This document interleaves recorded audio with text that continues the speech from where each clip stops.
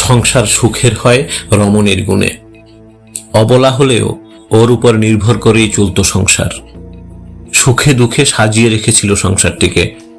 গরুর মালিক দিনমজুর অনুপ ওরফে রাজেশ খুব নির্ভর করত গাভী গরুটির উপর, যে কিনা ঢেলে ঢেলে দুধ দিত প্রতিদিন।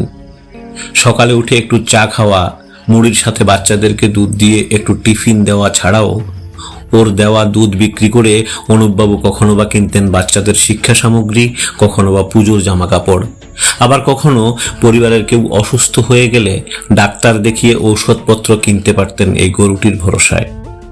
এক কথায় এই অবলা প্রাণীটির উপর নির্ভর করে ভালোই চলছিল দিনমজুর অনুপের সংসার। কিন্তু আকস্মিকভাবে সংসারের সব দায়িত্ব ছেড়ে দুর্ঘটনাগ্রস্ত হয়ে যে এভাবে বিদায় নিতে হবে অবলা গবাদি পশুটিকে ভাবতেও পারেনি কেউ।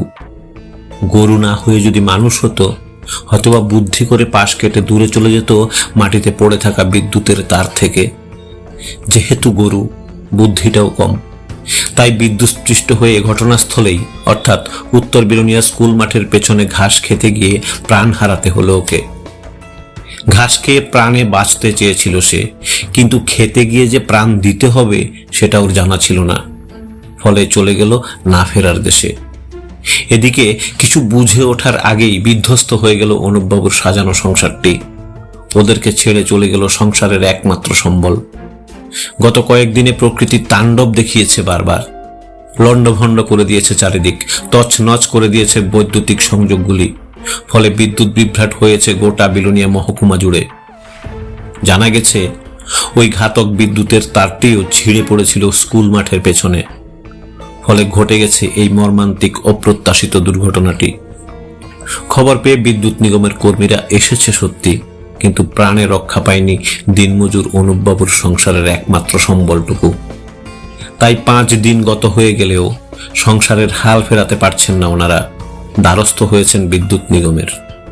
সংবাদ প্রতিনিধির সহযোগিতায় ক্ষতিপূরণের জন্য অনুরোধ জানিয়েছেন বিপর্যয় ব্যবস্থাপনা দপ্তরকে। চলছে কাজ, হয়তোবা দেবেন সাহায্য। তবে গরুর মালিক অনুপবাবু আর ফিরে পাবেন না ওনার সংসারের সেই একমাত্র সম্বলটুকু।